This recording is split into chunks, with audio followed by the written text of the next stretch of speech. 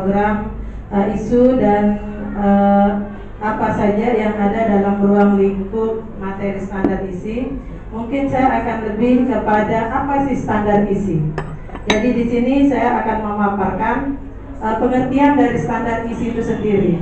Karena kita berhubung ada kurikulum merdeka, nah ada beberapa perbedaan kurikulum 13 dengan kurikulum merdeka. Karena kurikulum merdeka ini hanya mengganti permen ya, sehingga disepakati pasal 9 pada Undang-Undang Nomor 57 Tahun 2022 dan mulai diberlakukan bulan Februari 10 itu mulai diberlakukan peraturan Menteri tentang kurikulum merdeka.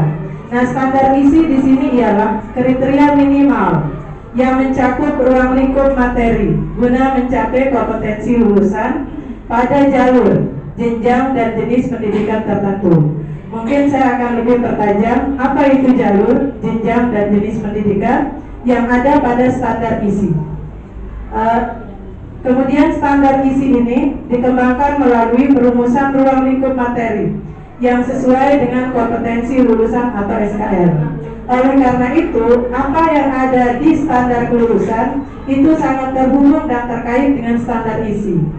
Karena standar isi memuat mata pelajaran wajib yang ada di perundang-undangan dan menyatukan atau menyesuaikan dengan kompetensi lulusan yang ada pada standar SKL. Nah, kemudian berikutnya adalah A2, konsep keilmuan. Konsep keilmuan dalam standar isi itu akan disesuaikan dengan perkembangan ilmu pengetahuan dan teknologi, seni dan budaya. Karena tujuan kurikulum merdeka adalah membentuk peserta didik yang mempunyai skill, kemampuan, keterampilan sehingga menjadi siswa yang inovatif, mampu mengembangkan diri mereka begitu mereka sudah selesai sekolah atau menjadi siswa, dengan berwirausaha. Karena nanti ada di situ temanya kebekerjaan. Ya. Nah, kemudian berikutnya adalah jalur, jenjang dan jenis pendidikan. Manakah dan apakah jalur, jenjang dan jenis pendidikan?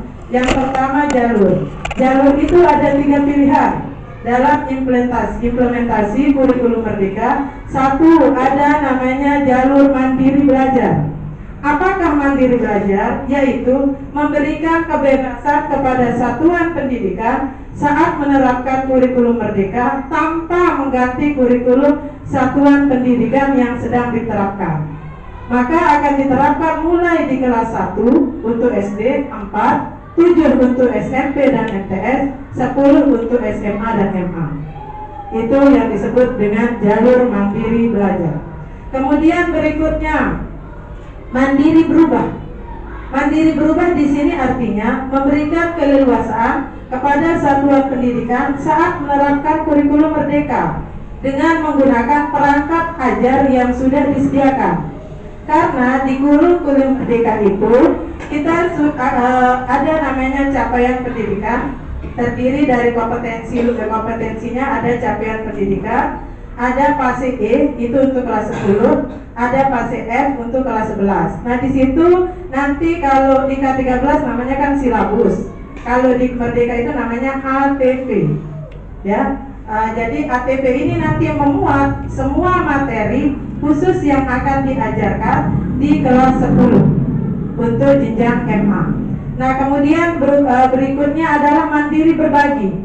Apa itu mandiri berbagi? Yaitu pilihan mandiri berbagi akan memberikan keleluasaan kepada satuan pendidikan dalam menerapkan kurikulum merdeka dengan mengembangkan sendiri berbagai perangkat ajar pada satuan pendidikan. Apa maknanya di sini? Kita sebagai pendidik diberikan kebebasan untuk membuat modul ajar sesuai dengan tema pembelajaran yang akan kita terapkan, yang akan kita jelaskan dan kita berikan kepada peserta didik kita masing-masing. Nah, modul ajar disinilah yang akan kita jadikan panduan untuk memberikan materi kepada siswa. Nah, kemudian berikutnya adalah jenjang. Bagaimanakah dan apa sajakah jenjang yang ada pada standar isi? Sama dengan kompetensi lulusan tadi, Ada jenjang PAUD, TK-RA, ada SDMI, SMP dan MS, ada SMA dan MA. Oleh karena itu, yang kelima, jenis pendidikan standar isi itu ada 3. Satu, ada formal, ada non formal, dan ada informal. Kalau yang formal, pendidikan bisa ditempuh melalui sekolah. Kemudian yang non formal, pendidikan bisa kita peroleh, anak didik peroleh melalui kursus keterampilan. Nah, kemudian informal lebih kepada pendidikan yang mereka peroleh dan terjadi di keluarga. Nah, ini tentang jenjang pendidikan dalam standar isi menurut kurikulum Merdeka. Kemudian berikutnya, kurikulum Merdeka ada yang disebut dengan P5 atau Proyek Penguatan Profil Belajar Pancasila. Adapun menurut buku panduan kurikulum Merdeka, Kemendikbudristek menentukan tema.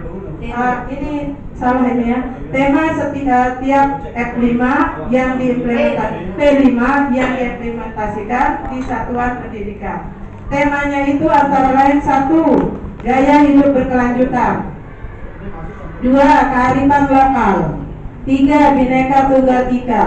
4, bangun jiwa raga. Karena kita merdeka, bangun jiwa raga. Jadi temanya bangun jiwa raganya. Kemudian suara demokrasi. Kemudian rekayasa dan teknologi. Kemudian kewirausahaan dan kebekerjaan.